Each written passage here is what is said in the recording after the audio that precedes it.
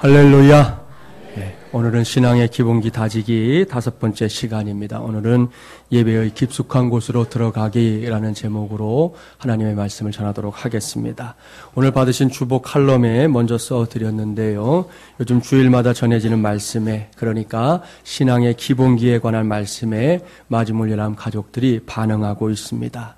지난 주 중에 제가 만났던 분들의 고백들을 칼럼에 직접 소개해 놓았습니다. 특별히 한 남자 집사님께서 지난 월요일에 아침 일찌감치 제게 전화를 해서 지난 주일 말씀, 그러니까 성수주일의 심쓰기라는 말씀을 통해 큰 은혜를 받았노라 고백해 주었습니다. 요즘 본인이 놓여있는 상황 때문에 신앙마저 흔들리고 있었는데 말씀을 듣는 와중에 하나님께서 부어주시는 남다른 은혜가 있었다는 것입니다. 남자분이지만 눈물까지 쏟아가며 은혜를 받고 나니 새롭게 시작한 한 주간에 모든 걸 감당할 만한 새 힘도 생겼다는 것입니다. 모든 영광을 하나님께 돌립니다. 오늘 제가 전할 말씀은 그 집사님께서 큰 은혜를 받았던 지난 주일의 말씀과 관련이 있습니다. 지난 주일에 성수주일에 관한 말씀을 전하면서 하나님을 향해 성수주일을 하는 방법을 몇 가지 말씀을 드렸잖아요. 그 첫 번째가 무엇인가요? 기억나세요? 뭐예요? 눈치도 없어요. 오늘 제목 보면 다 아는데 뭐겠어요? 예배하는 것이잖아요. 예배하는 겁니다.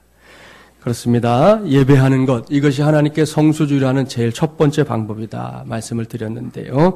오늘은 그 예배에 관한 성경의 가르침을 좀 더 깊이 나누려고 합니다.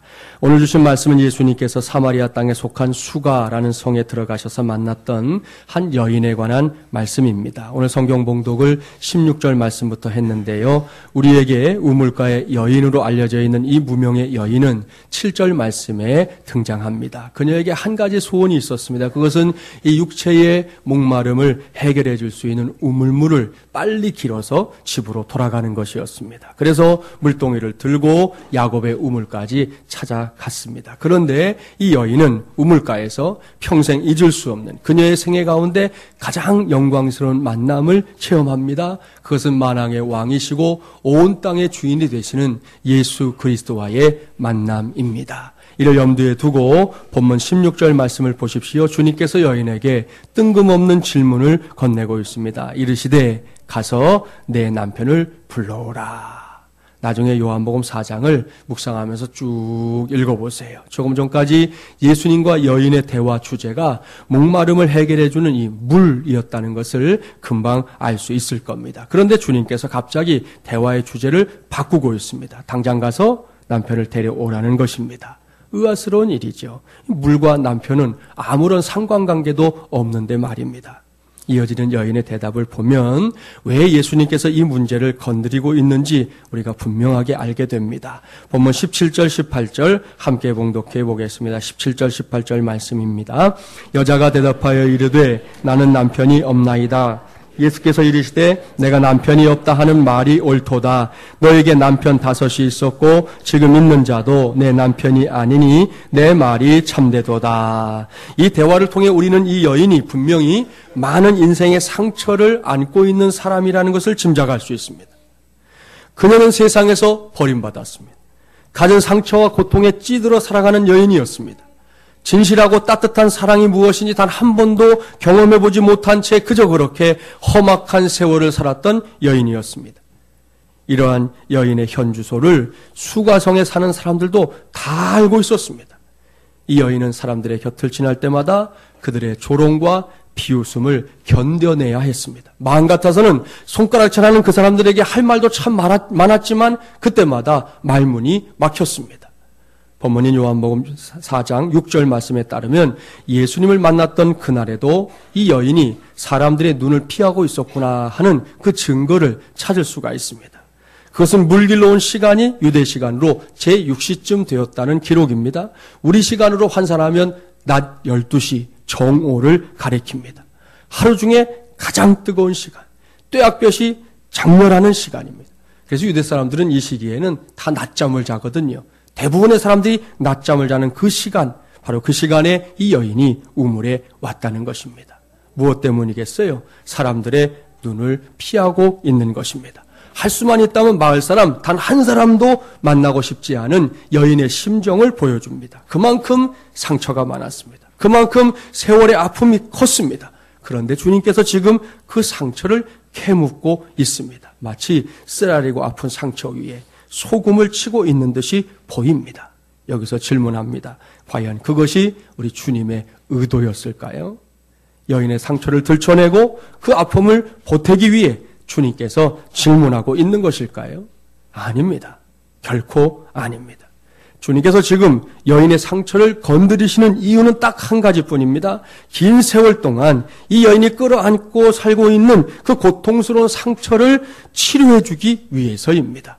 예수님은 그것만이 여인의 영적인 목마름을 해결할 수 있는 길임을 아셨습니다. 어떤 모양으로든 이 상처가 치료되어야만 그 다음에 무엇을 해도 할 수 있다는 것입니다. 이것이 우리 주님의 확고부동한 생각이었습니다. 여기서 우리는 주님께 반드시 한 수를 배워야 합니다. 사랑하는 여러분, 우리나라 사람들에게만 있는 특별한 병들이 있다는 거 아십니까? 그 중에 하나가 화병이에요. 우라병이라고 하잖아요. 우라병. 타들어가는 가슴을 남에게 보여줄 수 없어서 혼자서 사귀고 또 사귀고 어금니 깨물고 사귀고 정말 침을 삼켜가면서 사귀고 그러다 사귀다 보니 속이 병들어 버리는 것이죠. 한이 많은 우리의 민족성과도 결코 무관하지 않습니다. 역사를 보면 태조 왕건의 첫째 부인인 황후가 속병에 걸렸다는 기록이 나옵니다. 그때 전이가 뭐라고 했느냐? 워낙 심약하신 황후께서 마음을 다스리지 못해 생긴 속병이라는 겁니다. 그것을 고치려면 황궁을 떠나서 물 좋고 산 좋은 곳에 가서 심신을 요양해야만 한다. 그래야 살 수 있다. 만일 그렇게 하지 않으면 속병이 깊어져서 결국 황후가 세상을 떠나게 될 것이라고 간청하는 대목이 나옵니다. 사랑하는 마중물이란 가족 여러분, 눈에 보이지 않는 상처가 이렇게 무서운 결과를 가져올 수 있습니다. 눈에 보이는 상처야 요즘 좋은 약이 얼마나 많습니까? 머리부터 발끝까지 후시딘. 아시죠? 모르시지 않죠? 어린아이들 놀다가 넘어지면 뭐예요? 마데카솔. 소독 기능이 필요하세요? 복합 마데카솔. 제가 제약회사 돈 받은 거 하나도 없지만 여러분도 다 아시잖아요. 여러분, 겉으로 보이는 상처는 이런 약들을 사서 자꾸 발라주면 나아요. 분명히 시간이 지나면 낫습니다. 하지만 눈에 보이지 않는 상처는 다릅니다. 겉으로는 멀쩡하지만 그 상처 때문에 속사람이 죽어갑니다. 마침내는 속사람이 이 겉사람까지 죽이는 결과를 낳기도 합니다. 예수님은 이 문제를 해결해주고 싶었습니다. 수가상 여인의 가장 깊은 상처, 눈에는 전혀 보이지 않았지만 너무나 큰 상처를 치료해주고 싶었던 것입니다. 우리도 마찬가지예요. 종종 우리의 믿음 생활을 가로막는 장애물이 무엇입니까? 여러 가지 이유들을 나열할 때가 있지만 많은 경우가 이 상처에 있습니다.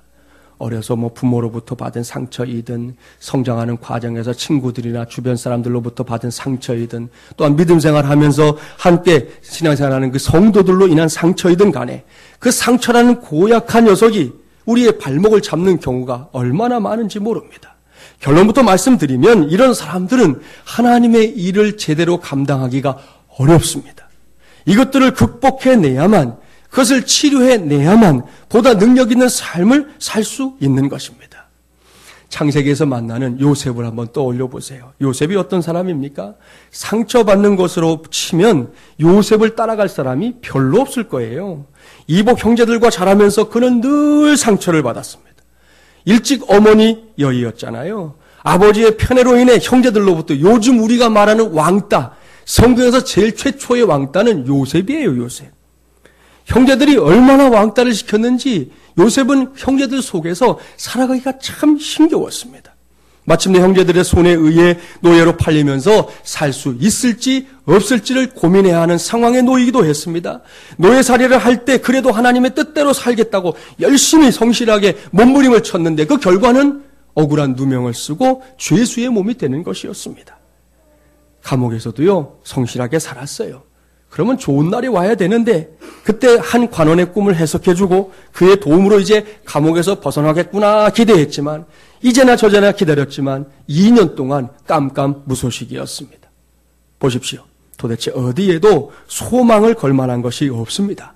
맨 상처투성입니다. 여기저기 찢기고 핥힘을 당한 흔적들 뿐입니다. 그런데 요셉의 위대함이 바로 여기에 있다는 것이죠. 그는 이 모든 상처들을 상처로 놔두지 않았습니다. 요셉은 하나님의 은혜를 힘입어 그 상처들을 딛고 우뚝 섰습니다. 광대하신 하나님의 역사 속에서 요셉이 받은 상처들은 상처가 아닌 훈련의 흔적들이 되고 만 것입니다. 결국 하나님께서 요셉을 애굽의 총리로 세우셔서 시대와 역사를 깨우는 위대한 종이 되게 하셨습니다. 사랑하는 여러분, 저와 여러분도 마찬가지입니다. 하나님의 능력을 나타내는 그런 삶을 살고 싶으십니까? 이 시대와 역사 안에서 하나님이 쓰시는 부흥의 도구들이 되고 싶은 소망이 있으신가요? 왕같은 제사장으로 하나님의 자녀됨의 권세, 그것을 내 것으로 누리며 살고 싶습니까? 그렇다면 점검해야 합니다. 내 안에 내가 알고 있거나 혹 미처 몰랐던 상처가 있지는 않는지 말입니다. 그것으로 인한 도끼가 내 마음을 휘감고 있지는 않는지 살펴야 합니다. 여러분, 우리의 삶을 좀 이렇게 돌아봐 보세요. 어떤 분들은 좀 이유 없이 자꾸만 사람들을 치받는 경우들이 있잖아요. 뭐 대단한 일도 아니고 별일 아닌데도 자꾸만 옆 사람하고 뭔가 아픔을 주고받는 일들이 있어요. 그 속에서 분출되고 있는 도끼가 있는 것을 확인할 수 있다는 것이죠. 그런 것들이 결국 우리를 발목 잡을 때가 많거든요.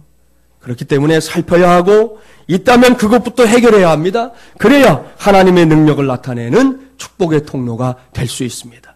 하나님의 축복을 나 아닌 다른 사람들에게 나아가서 열방에까지 흘려보내는 축복의 근원이 될 수 있는 것입니다. 영성신학자인 헨리 나우엔도 이 시대가 필요로 하는 사역자의 모델로 상처 입은 치유자를 제시했습니다. 우리 자신이 입었던 상처를 치유하고 나면 그 다음에 우리가 다른 사람들에게는 생명을 주는 원천이 될 수 있다는 것입니다. 이런 점에서 상처는 분명히 유익이 있습니다. 상처를 입었던 사람만이 그 상처의 고통을 알잖아요. 그 아픔의 정도를 알지 않습니까? 따라서 그 상처를 극복했을 때 그 사람은 이전보다 더 폭넓은 사역의 영역을 확보하게 되는 것입니다. 아울러 이런 사람은 어떤 상황에서도 이 여유를 잃지 않는 담대한 믿음도 갖게 됩니다. 남서울 은혜교회를 심우하는 홍종길 목사님이 겪었던 일을 하나 소개하려고 합니다. 홍종길 목사님은 현재 국내외 교회들 안에서 좋은 영향력을 미치는 목사님 가운데 한 분인데요. 목사님께서 목회하는 교회가 한창 부흥하고 있을 때였습니다. 교회가 부흥하다 보면 교회 내부의 사역뿐만 아니라 대외적으로 한국 교회를 섬겨야 될 그런 일들이 자꾸 생기거든요.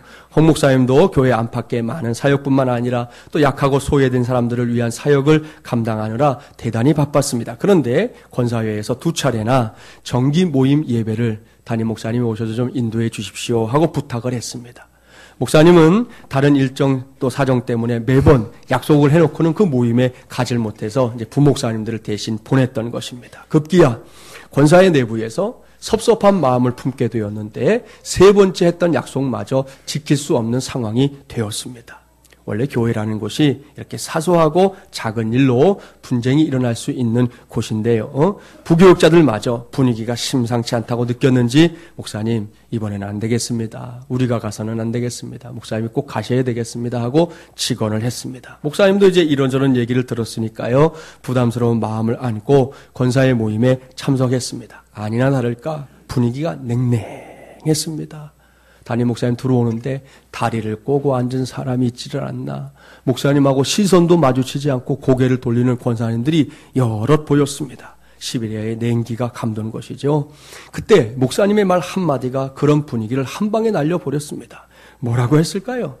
사실 제가 이거 한 수 배워둔 것이기 때문에 이 시간에 여러분들한테 이 얘기를 해야 되나 말아야 되나 굉장히 고민을 많이 했어요. 왜냐하면 나중에 제가 이것을 써먹어야 될 상황이 생길 수도 있잖아요. 그때 써먹어야 되는데 공개를 해버리면 이게 베낀 게 되잖아요. 그때 그냥 써먹으면 되는데 그래도 오늘 말씀과 관련이 있어서 여러분에게 이야기를 해드리는 거예요. 목사님께서 뭐라고 하셨느냐?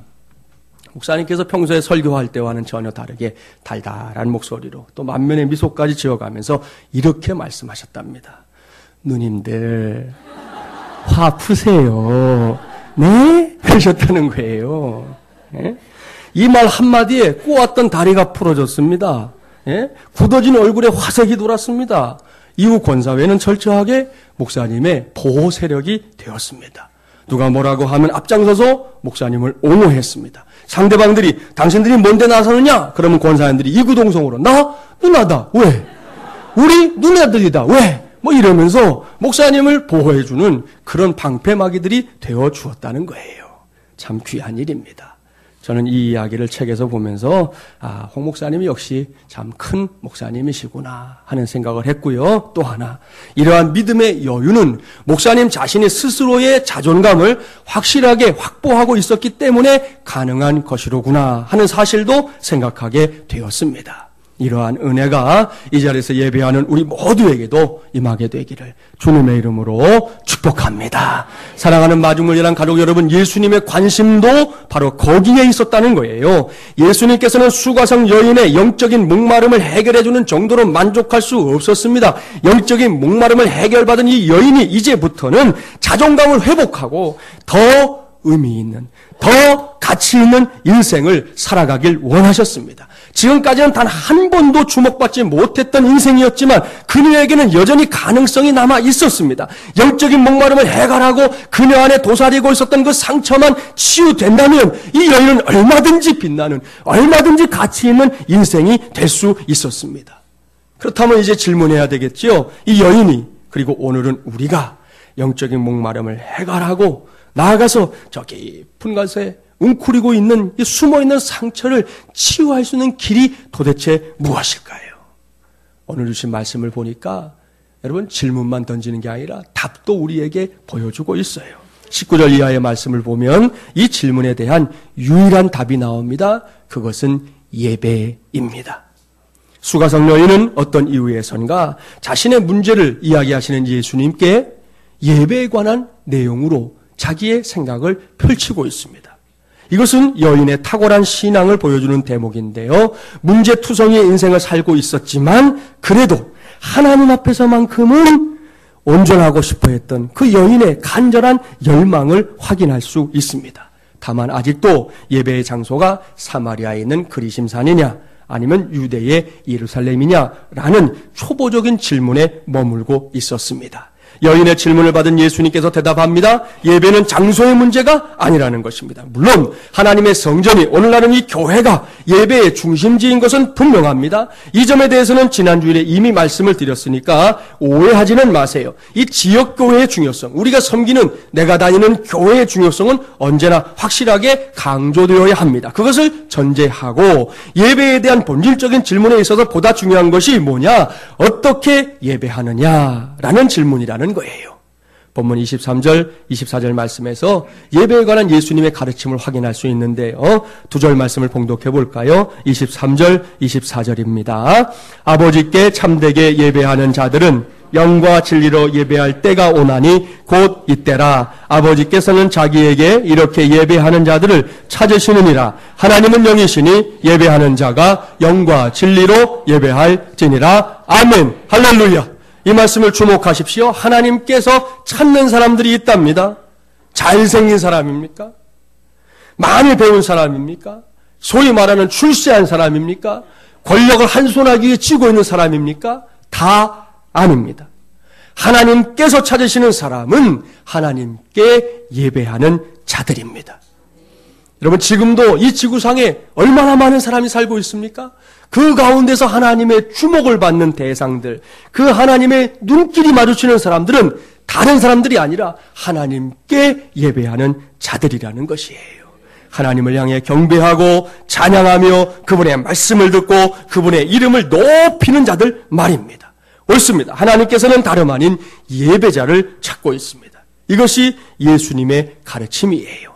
그리고 이 가르침의 핵심은 영과 진리로에 있습니다. 직역한다면 영과 진리 안에 이렇게 설명할 수 있는데요. 이것이 예배 현장마다, 우리가 예배하는 시간마다 요구되는 예배자의 자세입니다. 여기서 영으로라는 것은 우리의 예배가 단지 이 육체만으로 드리는 것이 아니라는 것을 뜻합니다. 그렇습니다. 우리는 육체만 가진 존재가 아니잖아요. 우리에게는 하나님과 교제할 수 있는 부분이 있습니다. 그것이 무엇입니까? 바로 영혼입니다. 그 영혼의 열정이 함께 모아지는 예배, 이것이 우리가 드려야 할 예배입니다. 우리가 깊숙하게 들어가야 할 예배의 현장은 바로 그 영으로서 드려지는 예배여야 한다는 말씀이에요. 시편 42편의 고백을 아실 거예요. 하나님이여 사슴이 시냇물을 찾기에 갈급함같이 내 영혼이 주를 찾기에 갈급하니이다. 아멘. 목마른 사슴이 시냇물을 찾기 위해 안달하는 그 모습. 사슴은 다 놔두고 여러분이 100m 달리기 정도 한다든지 일을 많이 했고 땀도 흘리고 숨도 찰 때 그때 목말랐을 때 그 모습을 한번 생각해 보시라는 거예요. 그때 물 한 모금 여러분 얼마나 귀한 것입니까? 그거 찾으려고 눈이 벌게지는 우리의 모습 있잖아요. 바로 그러한 모습이 우리의 영혼의 자세가 되어야 한다는 말씀입니다. 이렇게 적극적인 열정으로 우리가 예배 안으로 들어갈 때 그 깊숙한 곳에서 우리는 예배 안에 임재하시는 하나님을 반드시 만나게 될 줄 믿습니다. 또한 진리로라는 것은 거짓되지 않은 솔직함으로 하나님 앞에 나아가는 것을 뜻합니다. 사람이 사람의 눈을 가리는 것은 그다지 어렵지 않아요. 아니, 쉬워요. 척하면 됩니다.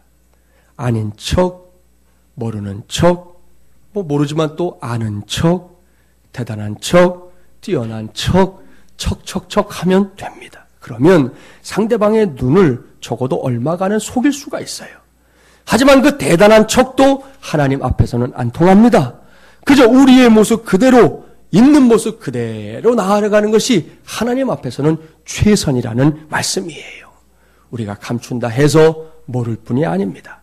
우리가 숨겨둔다 해서 찾지 못할 뿐 아닙니다. 가장 좋은 방법은 지금 하나님 앞에 서 있는 우리의 있는 모습 그대로 하나님을 찾으며 예배 안으로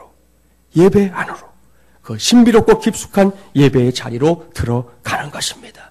그래야 할 때 우리는 거기서 우리를 어루만지시는 하나님을 만날 수 있습니다. 우리의 허물도 연약함도 꾸짖지 않고 있는 모습 그대로 받아주시는 넉넉한 하나님의 품에 안길 수 있다는 말씀이에요. 우리가 즐겨 부르는 CCM 찬양 중에 짧지만 이런 찬양의 곡이 있어요.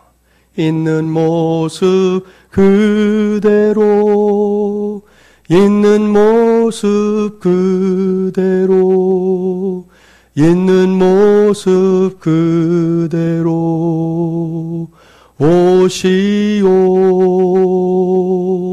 하나님은 당신이 있는 모습 그대로 있는 모습 그대로 나오길 원하십니다. 할렐루야. 여러분, 이런 말씀들이 꿈속의 이야기일까요? 아닙니다. 현실입니다. 우리의 예배 안에서 반드시 하나님을 만날 수 있습니다. 그렇습니다. 이사야 선지자가 성전 안에 충만하신 하나님의 임재를 만나서 감격에 빠졌던 것과 똑같은 체험이 우리의 예배 속에서도 얼마든지 재현될 수 있다는 사실을 꼭 믿기를 바랍니다. 왜요? 하나님께서는 오늘도, 아니 지금 이 시간에도 이 땅 위에서 다름 아닌 좋은 예배자들을 찾고 있기 때문입니다. 그런 점에서 오늘 주신 말씀은 사마리아 수가성에 있는 한 우물가에서 드려진 예배의 현장을 깊숙이 들여다보게 해줍니다. 눈을 동그랗게 뜨고 잘 보세요. 거기에 예배의 주인이신 예수님이 보입니다. 가진 상처로 얼룩진 여인, 세상적인 방법으로는 자신의 상처들 단 하나도 해결할 수 없는 가련한 한 예배자가 등장합니다. 세상은 그녀를 우습게 여겼습니다. 때로는 비난의 화살로 예배자를 쓰러뜨리게 했습니다. 갖은 조롱과 비웃음이 예배자의 어깨 위로 쏟아질 때면 그 무게로 인해 두 번 다시는 일어나지 못할 것만 같았습니다. 그러나 그 모든 역경 속에서도 예배자는 예수님께 나아가고 있습니다. 그저 이렇게 멀쩡하게 걸어갈 수 없다면 엉금 기어서라도 가고자 했습니다. 그랬더니 어찌 됐습니까? 결국 만났습니다. 예배의 깊숙한 곳에서 만왕의 왕이신 예수님을 만났습니다. 할렐루야. 예수님의 품은 너무나 넉넉했습니다. 너무나 포근했습니다. 세상에서는 결코 경험할 수 없었던 놀라운 평안이 물밀듯이 밀려왔습니다. 그럼에도 불구하고 처음에는 그분이 들춰내는 상처가 너무 아팠습니다. 예배자는 이해할 수 없었습니다. 그냥 둬도 아픈데 왜 자꾸 자신의 상처를 들춰내는지 알 수가 없었습니다. 그냥 도망치고 싶었습니다. 혹시나 했더니 역시나구나 생각했습니다. 그런데 그리 오래지 않아 예배자가 깨닫게 됩니다. 너무나 크고 엄청나서 결코 고칠 수 없을 것이라고 여겼던 자신의 상처가 어느샌가 아물고 있다는 것을 깨닫게 되었습니다. 그뿐입니까? 상처가 아물어감과 동시에 영혼 깊숙한 곳을 장악하고 있었던 도끼와 복수심, 열등감과 망가진 자존감, 또한 죄책감이 사라지는 것도 확인할 수 있었습니다. 여기까지 이르자 예배자가 어떻게 가만히 있을 수 있겠어요? 오늘 본문 28절부터 30절 말씀을 예배자의 관심을 가지고 봉독해야 합니다. 28절부터 30절 함께 봉독해 보겠습니다. 여자가 물동이를 버려두고 동네로 들어가서 사람들에게 이르되 내가 행한 모든 일을 내게 말한 사람을 와서 보라. 이는 그리스도가 아니냐 하니 그들이 동네에서 나와 예수께로 오더라. 아멘. 할렐루야. 할렐루야뿐만이 아니에요. 이건 놀랄루야예요. 사랑하는 마중물리란 가족 여러분, 이 말씀을 잘 봐야 합니다. 결코 그런 눈으로 보면 아무것도 찾을 수가 없어요. 확실하게 봐야 합니다. 이 말씀이 바로 예배의 능력입니다. 앞서 한참 동안 설명드렸잖아요. 이 여인은 할 수만 있다면 동네 사람들 중에 단 한 사람과도 눈을 마주치고 싶어 하지 않았던 사람이었다고 말입니다. 왜요? 만나는 사람들마다 그녀의 상처를 건드렸기 때문입니다. 저 여자는 벌써 6번째 남자랑 살고 있어. 저 여자 때문에 우리 동네는 물에 흐려졌어. 저 여자 때문에 우리 마을이 너무나 혼탁해졌어. 저 여자만 없다면 우리 마을은 참 행복할 텐데. 여러분, 지나가는 사람마다 이 여인을 놓고 이러쿵 저러쿵 하는 말들, 그거 듣기 싫었습니다. 나름 이유는 있었지만 설명할 수도 없었고 설명한다고 해서 들을 사람도 없었습니다. 누구하고도 마주치지 않는 것이 최선의 방법이었단 말입니다. 그래서 이날도 난 12시에 물을 길러 왔다고 했지 않습니까? 그런데 잘 보셔야 돼요. 예수님을 만나 예배자의 삶을 체험한 이 여인이 변했습니다. 그것도 확 변했습니다. 지금까지 가장 두려워했었던 그 자리로 달려가고 있잖아요. 육체의 목마름을 해결하기 위해 애지중지했던 물동이마저 집어던지고 자신이 체험한 이 감격과 기쁨을 전하기 위해 자기가 가장 대하기 싫어했던 그 동네 한복판, 사람들이 모여있는 그곳으로 달려가고 있습니다. 동네로 들어간 다음에 이 여인은 목청껏 전했습니다. 예배를 통해 만난 예수님을 전했습니다. 예수님, 그분이 당신들이 알고 있는 모든 것을, 나에 대한 모든 것을 속속들이 다 알고 계시더라. 내 죄도 알고 계시고 내 아픔도 알고 계시고 내 눈물도 알고 계시고 내 모든 걸 알고 계시더라. 그분을 만났더니 내 안에 하나님이 주시는 기쁨이 넘치더라. 여러분, 이 여인이 쉴 수 없이 외쳐댔어요. 하나님으로부터 받은 은혜를 선포했어요. 그랬더니 여러분, 동네 사람들이 그동안 손가락질만 했었는데 오늘 말씀 보니까 마치 보이지 않는 손에 이끌려 나오듯 줄로리 여인을 따라 예수님이 계신 곳까지 나오고 있지 않습니까? 이것이 바로 예배의 능력이에요. 사랑하는 여러분, 이것이 예배입니다. 이것이 바로 예배의 깊숙한 곳으로 들어가기입니다. 우리 모두가 오늘 붙잡아야 할 우리 신앙의 기본기입니다. 여기까지 말씀을 살피면서 저는 우리 교회의 예배를 생각했습니다. 제가 우리 교회를 생각하면서 품고 있는 예배에 대한 비전, 여러분 다 아시잖아요. 다드림의 역사를 감당하는 예배 공동체가 되는 것, 바로 이것입니다. 그래서 우리 교회가 시작될 때부터 붙잡고 있는 비전 선언문 가운데 하나입니다.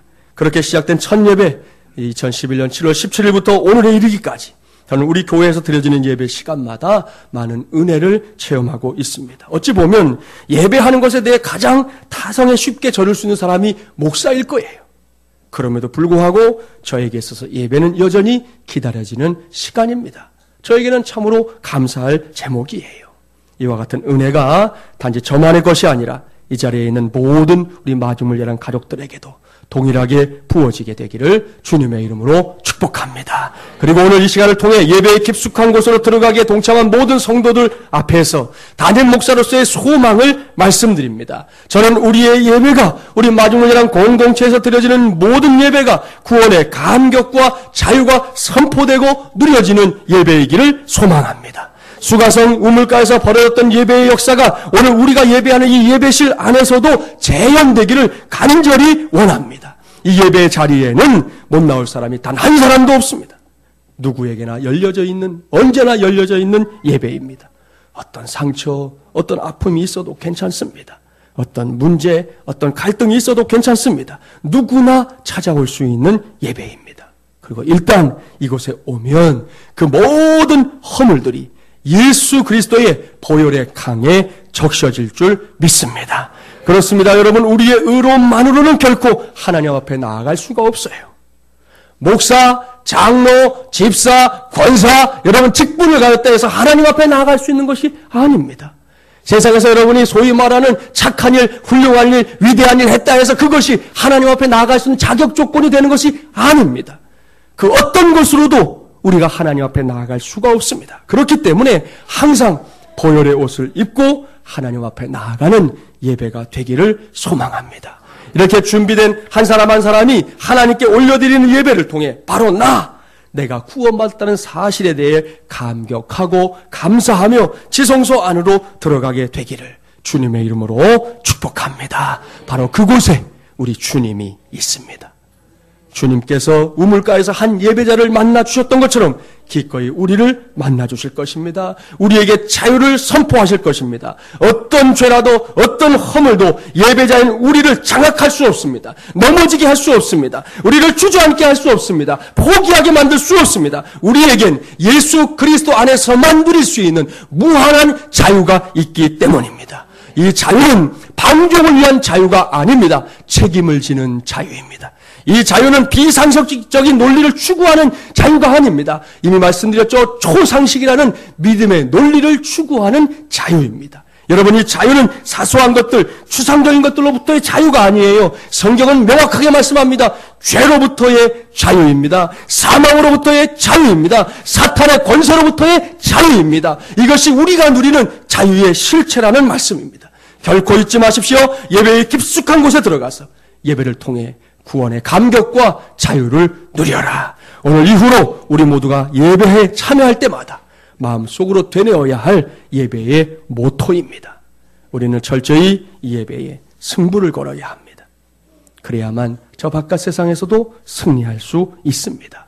매주일 드리는 예배를 지난 주일에 드린 예배의 반복이라고 생각한다면 착각입니다.